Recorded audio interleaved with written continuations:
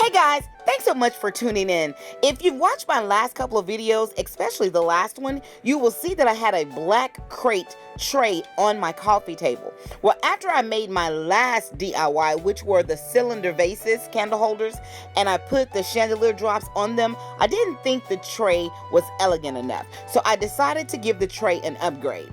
After I painted it, sanded it down, I bought these tile pieces from Lowe's, and all I did was pull the individual pieces from the mesh that held it together and start arranging it like a jigsaw puzzle on the crate.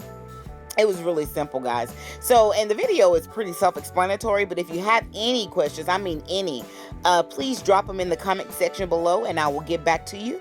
And I believe that's all I was going to let you guys know. I will talk to you guys in my next video. And if you have any suggestions or things that you want to see me create, or would like to see me create, I would appreciate that as well. Just let me know, like I said, in the comment section, and I will talk to you guys soon. Okay, thanks, guys. Be blessed. Bye-bye.